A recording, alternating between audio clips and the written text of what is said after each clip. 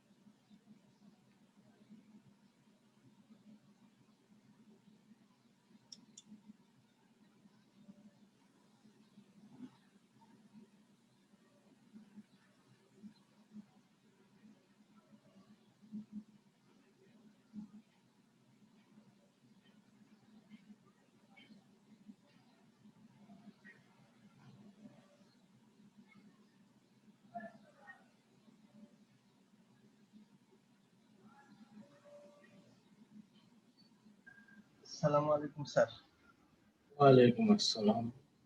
ভালো আছেন স্যার? আছি ভালো। ভালো আছো? জি স্যার।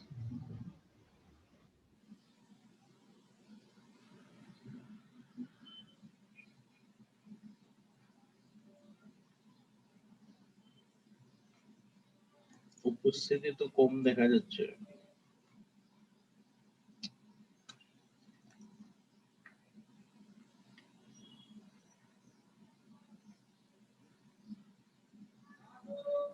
আচ্ছা আমরা শুরু করি। হ্যাঁ,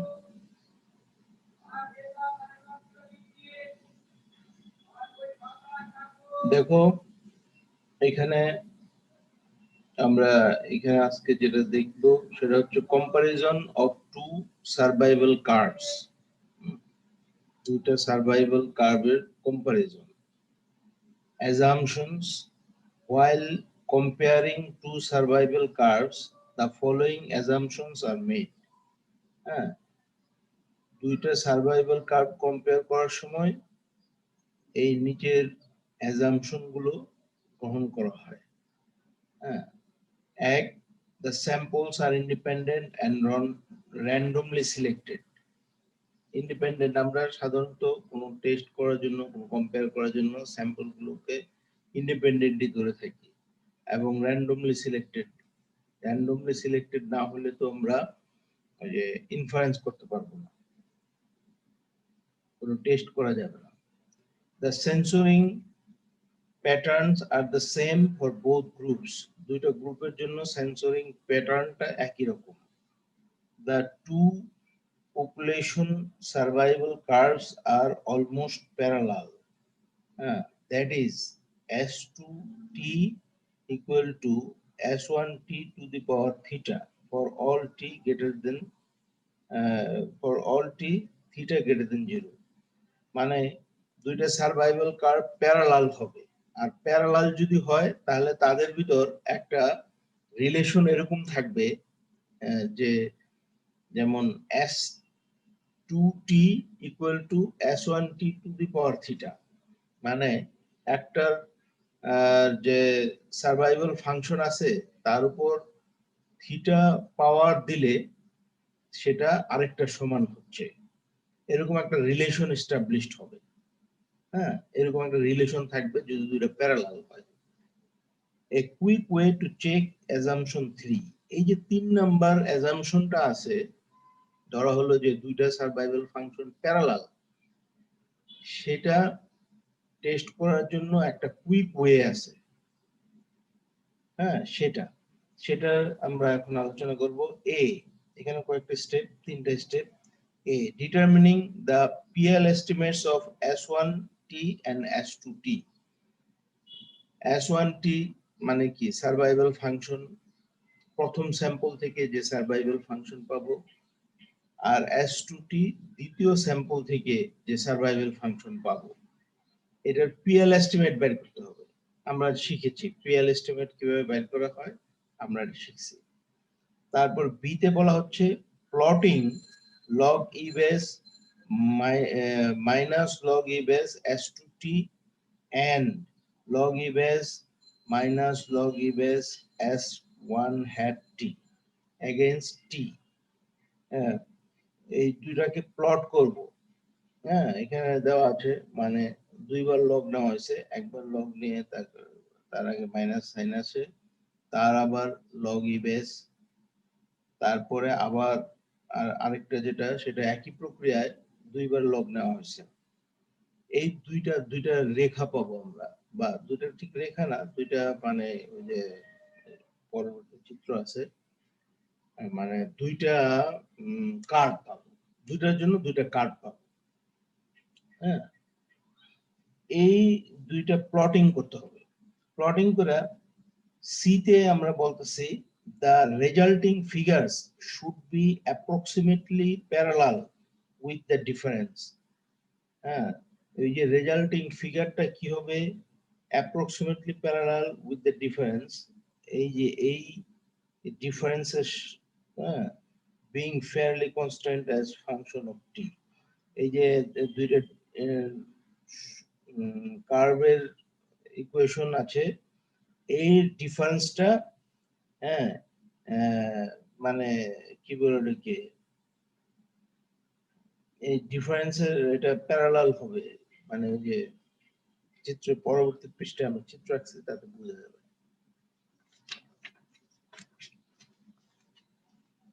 এই যে ডিফারেন্সটা প্যারালাল হবে, ডিফারেন্সটা যে একটা নির্দিষ্ট ভাবে থাকবে, সেটা কেন, সেটার ব্যাখ্যাটা এখানে বলা হয়েছে। এই যে দুটো স্টার দিয়ে এখানে লেখা হয়েছে, দেখো S2T equal to S1T hat indicates parallel, তাই না? এরকম যদি হয় তাহলে সেটা কি বোঝায়? প্যারালাল বোঝায়। তাহলে লগ নিলাম, দুই পাশে লগ নিলাম, লগ নেওয়ার পরে মাইনাস দিয়ে গুণ করলাম, গুণ করে আবার লগ নিলাম, তাহলে লাস্টলি আমরা এরকম রিলেশন পাচ্ছি, ওই যে ডিফারেন্সটা পাচ্ছি, লগ দিয়ে ই বেস লগ এস টু টি মাইনাস লগ মাইনাস ইন্টু দিয়ে লগ এস ওয়ান টি, এই যে দুইটার ডিফারেন্সটা পাচ্ছি, এটা equal to log theta.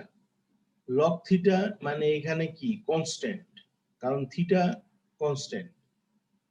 Theta ওই যে ইনটু পাওয়ার থিটা, থিটা একটা নির্দিষ্ট মান, তাহলে লগ থিটা হচ্ছে, অর্থাৎ ওই দুইটার ডিফারেন্স একটা নির্দিষ্ট মান হচ্ছে। এখানে যে আমরা ফিগার এঁকেছি দেখো, এইখানে এই যে দুইটা আছে, হ্যাঁ, কার্ভ আছে, এই কার্ভ দুইটার মানে ডিস্টেন্সটা কিন্তু সব জায়গায় একই রকম আছে। এটা মানে ওই যে মাঝখান দিয়ে যদি আমরা একটা রেখা টানি, তাহলে দেখা যাবে ওই রেখা থেকে দুই পাশে কিন্তু একইভাবে আসতেছে, হ্যাঁ, একইভাবে আসতেছে দুইটারই। এটাকে বোঝানো হয়েছে। তাহলে যদি দুইটা সার্ভাইভাল ফাংশন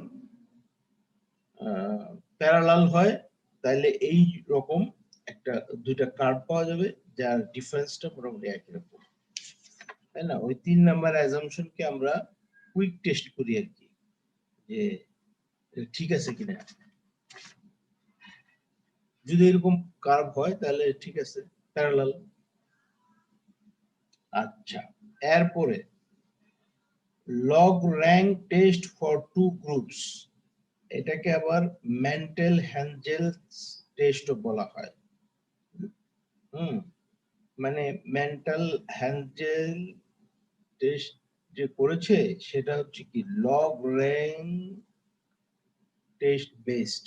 হ্যাঁ, লগ র্যাঙ্ক টেস্ট আছে, যে তোমার নন প্যারামেট্রিক মেথডে এই ধরনের বিভিন্ন রকম টেস্ট আছে। হ্যাঁ, তোমরা করেছো না নন প্যারামেট্রিক টেস্টে বিভিন্ন রকমের টেস্ট, উইলকক্সন, র্যাঙ্ক সাম, এরকম আছে না? করেছিলেন নিশ্চয়ই। জি স্যার। হ্যাঁ, ওই রকম আর কি, ওরকম একটা test, log rank test for two groups. এই টেস্টটা আবার দিছে কি মেন্টাল হ্যান্ডজেল, তাদের নাম অনুসারে এটাকে আবার মেন্টাল হ্যান্ডজেল টেস্ট বলে। হাইপোথেসিস, হ্যাঁ, এইচ নট কি S1 T equal to S2 টি, মানে দুইটা সমান, দুইটা সার্ভাইভাল ফাংশন সমান, versus S1 T not equal to S2 টি, সমান নয়, মানে equality of two survival function test করা হচ্ছে এখানে। Test procedure, we start with two independent samples of sizes N1 and N2. N1 এবং N2 সাইজের দুইটা ইন্ডিপেন্ডেন্ট স্যাম্পল নিয়ে আমরা স্টার্ট করব। Let us suppose that the two samples are combined into a single sample. আমরা মনে করি যে দুইটা স্যাম্পল কম্বাইন করা হয় একটা সিঙ্গেল স্যাম্পলে, মানে দুইটা মিলে একটা নিয়ে আসা হয়, কম্বাইন করা হয়, যেভাবে করা সম্ভব। and T1 less than T2 less than dash dash Tk denote the k distinct times of death failure. Death means failure, মানে ওই যে মানে ইভেন্টটা ঘটলো না, ইভেন্ট ঘটলো সরি, মানে সেটা হচ্ছে মানে নেগেটিভ সেন্সের একটা আর কি, মানে শুধু ডেটের কথা বলতে হবে, ডেট মানে ফেইলারের একটা এক্সাম্পল, ডেট, তাই না, মানে একটা event. In the combined sample, let dj equal to number of failures that occur at time tj. tj টাইমে যে ফেইলার যে কয়টা ঘটে তার সংখ্যা হচ্ছে dj। এটা আমরা আগেও চিহ্নিত করেছি একটু আগে যে আমরা নন প্যারামেট্রিক মেথডে যে সার্ভাইভাল ফাংশন, তারপরে কি বলে এটাকে হ্যাজার্ড ফাংশন, এগুলো আমরা বের করেছি। সেখানে আমরা ডিজে কে এইটু মিন করেছি যে ডিজে একটা পার্টিকুলার সময়ে যে কয়জন ডেড হয় বা ফেইলার হয় তার সংখ্যা। NJ equal to number of study subjects at risk prior to TJ, মানে TJ এর আগে যে সাবজেক্ট গুলো আমরা ধরে নিছি, মানে টিজি তে আইসা তো একটা ঘটনা ঘটলো, তার শুরুতে কতজন ছিল তার সংখ্যাটা হচ্ছে NJ। D1J number of failures that occur at TJ in sample 1, এক নাম্বার স্যাম্পলে যে কয়টা ফেলিয়ার পাবো তার সংখ্যাকে বলা হলো D1J। D2J এটা হচ্ছে কি, তাহলে number of failures that ochre at TJ in the second sample বা in sample 2, and 1J number of individuals at risk just prior to time TJ in sample 1, and 1J হচ্ছে কি TJ সময়ের আগে এক নাম্বার স্যাম্পলে যে কয়টা মান ছিল তার সংখ্যা। কম্বাইনলি আমরা বলেছি NJ, n সাফিক্স j, মানে দুইটা মিলে যে কয়জন ছিল স্টার্ট করার সময় তার সংখ্যাকে বলেছি NJ, আর N1J হচ্ছে এক নাম্বার স্যাম্পলে যে কয়জন ছিল তার সংখ্যা। N2J তাহলে কি হবে, দুই নাম্বার স্যাম্পলে যে কয়জন ছিল, number of individuals at risk prior to time TJ in sample 2। এই যে at risk কেন বলা হয় সেটা আমরা বলেছিলাম। at risk মানে কি, যে কয়জন শুরু করব ওই পর থেকেই রিস্কে আছে, ওই যে ইভেন্টটা তার ঘটতে পারে, ডেথ ঘটতে পারে, ওইটাকে বলা হয় যে individuals at risk। The data at TJ can be arranged in a 2x2 contingency table as follows।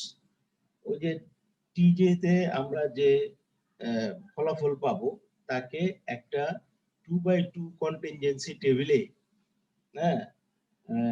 বসানো যায়, রিপ্রেজেন্ট করা যায়। কন্টিনজেন্সি টেবিল তোমরা জানো, কন্টিনজেন্সি টেবিল কি? কন্টিনজেন্সি টেবিল কি?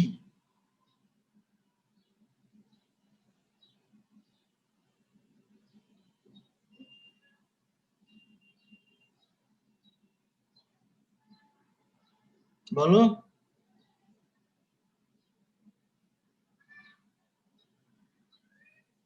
বলতে পারো না?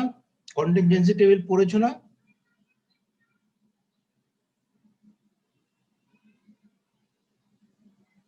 কিছু বলে, হ্যাঁ কন্টিনজেন্সি টেবিল তো পড়েছো তোমরা, তোমাদের সিলেবাসে আছে না? ফ্রিকোয়েন্সি ডিস্ট্রিবিউশন গুলো, ভেরিয়েবল ফ্রিকোয়েন্সি ডিস্ট্রিবিউশন গুলো, হ্যাঁ ঠিক, ম্যাট্রিক্স ডিস্ট্রিবিউশন না, ম্যাট্রিক্স ফরম্যাটে ডিসপ্লে করে। হ্যাঁ মানে এখানে একটা টেবিল, সহজভাবে যদি বলতে চাও তাহলে মূল কথাটা হচ্ছে কি, কন্টিনজেন্সি টেবিল একটা টেবিল যেখানে রো ওয়াইজ এবং কলাম ওয়াইজ ভ্যালু দেওয়া থাকে, এবং এটা এটা প্রধানত মানে ইয়ের জন্য থাকে, কি বলে, অ্যাট্রিবিউট, হ্যাঁ অ্যাট্রিবিউট যেগুলো হচ্ছে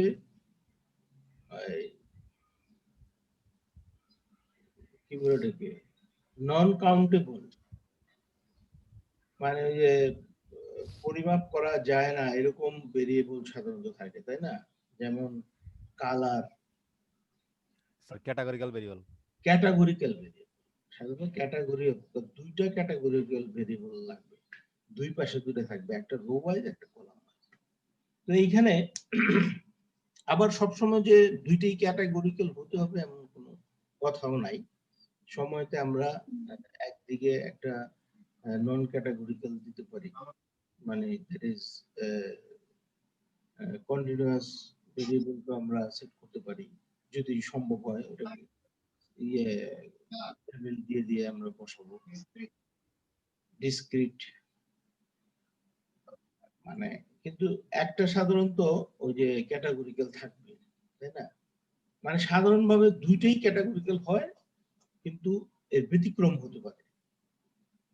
যাই হোক, এই যে কন্টিনজেন্সি টেবিলের কথাটা বলা হলো, এখানে হচ্ছে কি রো ওয়াইজ দেওয়া আছে স্যাম্পল, স্যাম্পল 1, স্যাম্পল 2 আর ফেইলার সার্ভাইভাল।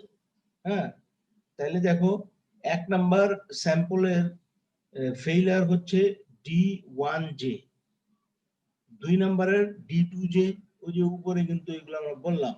তাহলে এই দুটোর যোগফলকে বলা হচ্ছে ডিজে। মানে 1 নম্বরের যে ফেইলার, 2 নম্বরের ফেইলার, এই দুটোর যোগফল হচ্ছে ডিজে। তারপরে সার্ভাইভাল, সার্ভাইভালটা কি রকম, মানে 1 নাম্বার স্যাম্পলে আছে N1J সংখ্যক, মানে টিজে টাইমের আগে ছিল N1J সংখ্যক, তার থেকে যদি ফেইলারের সংখ্যা বিয়োগ করে দেই তাহলে সেটা সার্ভাইভাল, মানে এরা টিকে আছে, এদের ক্ষেত্রে ইভেন্টটা ঘটে নাই, হ্যাঁ, ডেথ হয় নাই। আচ্ছা, তারপরে 2 নম্বরে আবার কি সার্ভাইভাল কারা, N2J মাইনাস D2J। হ্যাঁ, এই দুটোর যোগফল, এই দুটোর যোগফল আবার কি হচ্ছে NJ মাইনাস DJ। যোগ করো, যোগ করলেই তো পাবো, মানে N1J আর N2J যোগ করলে আমরা কি পাবো NJ, আর মাইনাস আছে মাইনাস D1J আর D2J, এই দুটো যোগ হবে, যোগ করলে কি হবে TJ হবে। তাহলে এটা হচ্ছে আবার, তাহলে এই যে দুইটার টোটাল আবার কি হচ্ছে NJ হচ্ছে, কারণ উপরে DJ আর নিচে DJ minus NJ minus DJ, যোগ করো NJ। আবার এদিক দিয়ে স্যাম্পল 1 এর যে ফেইলার এবং সার্ভাইভাল, এই দুটো যদি যোগ করো তাহলে কি হবে N1J হবে, মানে 1 নাম্বার স্যাম্পলের টোটাল। আবার 2 number স্যাম্পলের D2J N2J minus D2J, এই দুটো যদি যোগ করি, মানে ফেইলার আর সার্ভাইভাল যোগ করলে 2 নাম্বার স্যাম্পলের টোটাল হবে, এই দুইটাকে আবার যোগ করলে NJ হবে, তাই না? এই তাহলে এই কন্টিনজেন্সি টেবিলের একটা বৈশিষ্ট্য কি, গ্র্যান্ড টোটালটা রো ওয়াইজ যোগ করলে হবে, আবার কলাম ওয়াইজ যোগ করলেও একই হবে। আচ্ছা, the marginal totals DJ and N1J and 2J are random variables. ওই যে ডিজেটা কি ফেইলারের সংখ্যা, এখন ফেইলারের সংখ্যা কত হবে এটা আমরা কিছু জানি না, টেস্ট করলে বিভিন্ন রকম হতে পারে, সেই জন্য এটা র্যান্ডম ভেরিয়েবল। N1J N2J এগুলো র্যান্ডম কেন, কারণ N1J তে মানে কয়টা থাকবে, ওই যে মানে সেটা তো অনির্দিষ্ট, বিভিন্ন রকম আসতে পারে, 2J ওরকম। Mantel and Hangel 1959, হ্যাঁ 59 এ তারা দিয়েছে এটা, however suggested considering the distribution of the observed cell frequencies conditional on the observed marginal totals under H0, হ্যাঁ Mantel এবং Hangel however suggest করেছে considering the distribution of observed cell frequencies conditional on the observed marginal totals under H0, মানে ওই যে marginal টোটালকে বিবেচনা করে ডিস্ট্রিবিউশনটাকে conditional distribution হিসেবে ধরার সাজেশন করেছে তারা। হ্যাঁ হ্যাঁ হ্যাঁ হ্যাঁ This in turn implies considering the distribution of just one cell, say D1J, since the other frequencies are implicitly determined by the fixed marginal totals. তাহলে এর মাধ্যমে যদি আমরা প্রান্তীয় মানগুলোকে ফিক্স ধরি তাহলে কি হবে, একটাকে বিবেচনা করলেই হবে।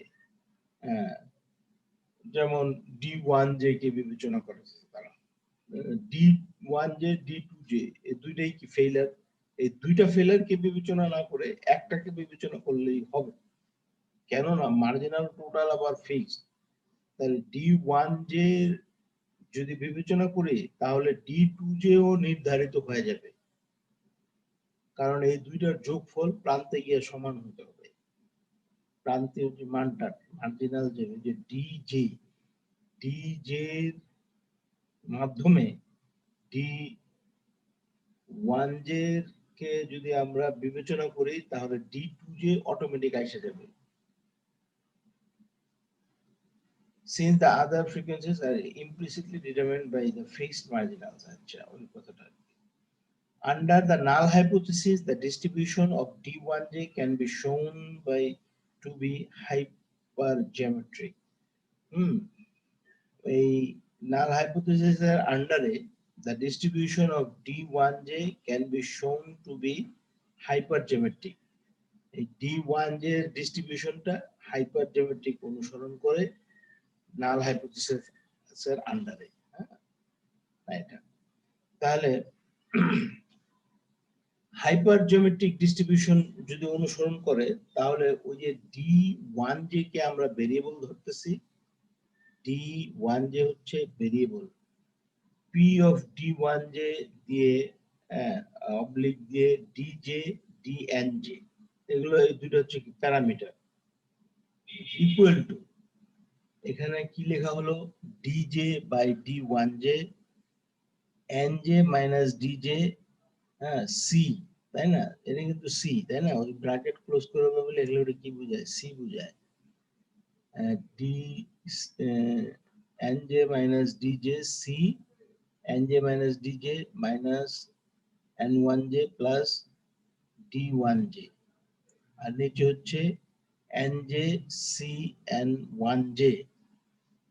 এই যে ফর্মটা লিখেছি এটা হচ্ছে কি হাইপারজিওমেট্রিক ডিস্ট্রিবিউশনের ফাংশন, হাইপারজিওমেট্রিক ডিস্ট্রিবিউশনের ফাংশন লেখা হচ্ছে এখানে। তোমরা পড়েছো হাইপারজিওমেট্রিক ডিস্ট্রিবিউশন, হাইপারজিওমেট্রিক ডিস্ট্রিবিউশন পড়েছো?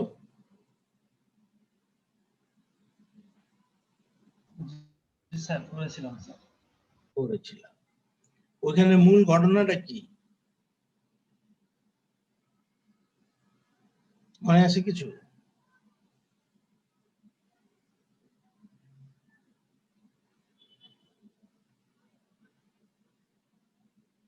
মনে আছে? না স্যার। কিচ্ছু মনে নেই। শোনো তোমরা ওই যে আমি যে ডিসক্রিট প্রবাবিলিটি ডিস্ট্রিবিউশন এখন হ্যাঁ বলো। স্যার ডিসক্রিট প্রবাবিলিটি ডিস্ট্রিবিউশন যেখানে স্যার সাকসেস ড্রন করা হয় ওটা নিয়ে কাজ করা হয় কিছু একটা ছিল। হ্যাঁ ওটা ডিসক্রিটের ভিতরে রিপ্লেসমেন্ট ছাড়া আর কি স্যার, উইদাউট রিপ্লেসমেন্ট। হ্যাঁ হ্যাঁ ওরকম, কিন্তু মানে যে উদাহরণ দেওয়া হয় এবং যেভাবে বিশ্লেষণ করা হয় সেটা হচ্ছে যে একটা পাত্রে মনে করো দুই প্রকারের বল আছে, হ্যাঁ হ্যাঁ কিছু বোঝা যাচ্ছে না কেন?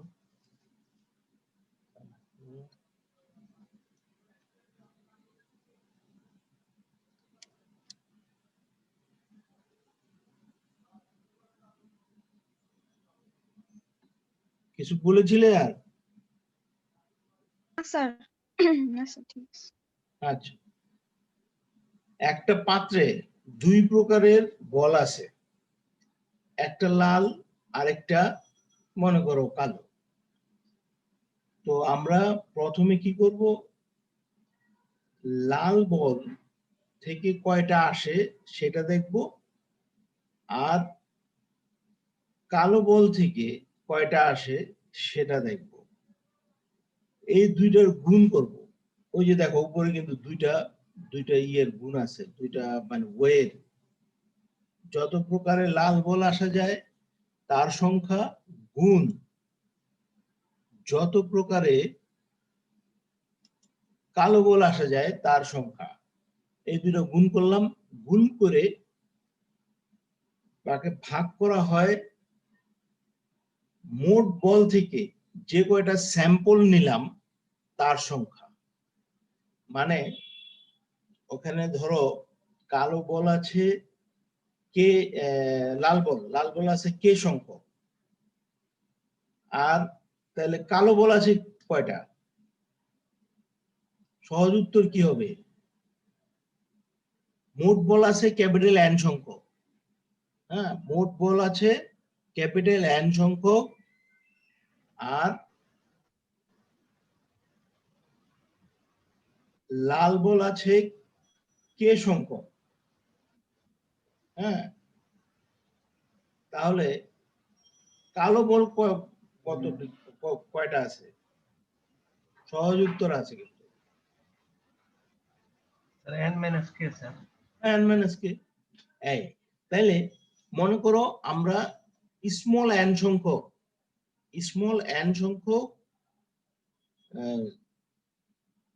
বল ড্র করলাম ওই একটা পাত্র থেকে। স্মল n সংখ্যক বল ড্র করে যে আমরা ধরলাম যে x সংখ্যক লাল বল আসছে, x সংখ্যক লাল বল আসছে, তাহলে কত প্রকারে x সংখ্যক লাল বল আসতে পারে? কে সি এক্স নাকি স্মল n সংখ্যক আমরা ড্র করব, তার ভিতর ওই স্মল n এর ভিতর x সংখ্যক, হ্যাঁ x সংখ্যক লাল আসছে মনে করলাম, তাহলে লাল কত প্রকারে আসতে পারে? লাল আসতে পারে যে কয়টা লাল বল আছে তার থেকে x সংখ্যক যত প্রকারে আসতে পারে, মানে কে সি এক্স।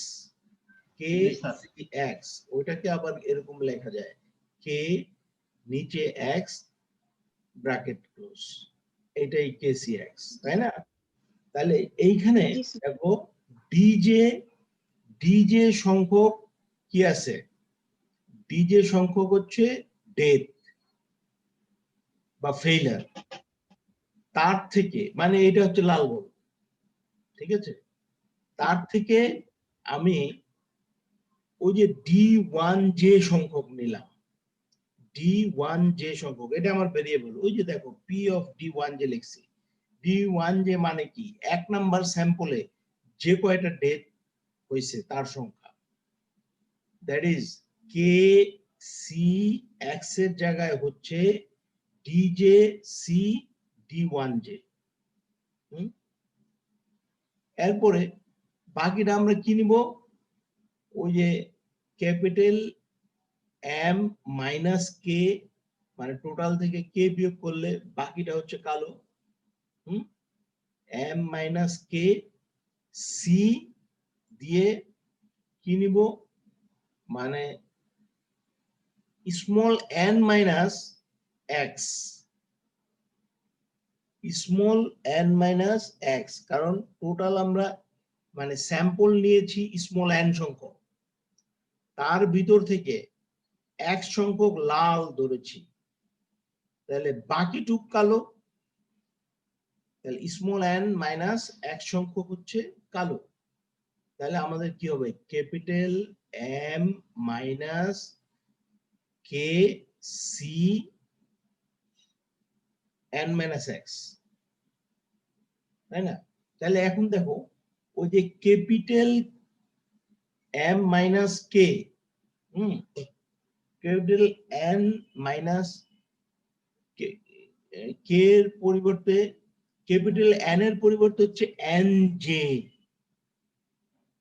এন জে মানে টোটাল যে কয়জন আমার ছিল, স্টার্টিং এ যে কয়জন ছিল টোটাল অবজারভেশন অ্যাট রিস্ক, হ্যাঁ টোটাল ইন্ডিভিজুয়াল অ্যাট রিস্ক, এটা হচ্ছে ক্যাপিটাল এম, ক্যাপিটাল এন। তার থেকে মাইনাস করব কে, কে এর মান হচ্ছে ডি জে মানে যারা হচ্ছে ডেথ পাইছে বা যারা ফেইলার, সেটা হচ্ছে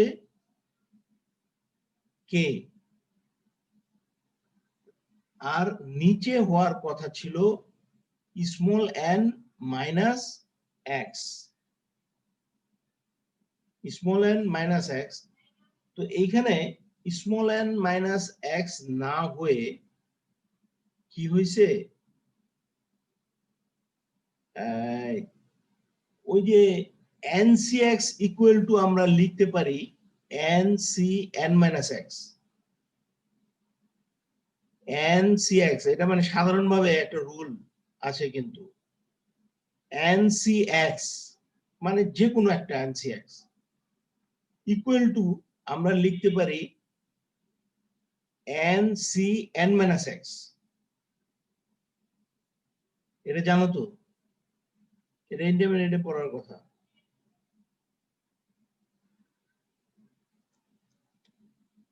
N C X equal to N C N minus X, এটা যে কোনোর জন্য সত্য।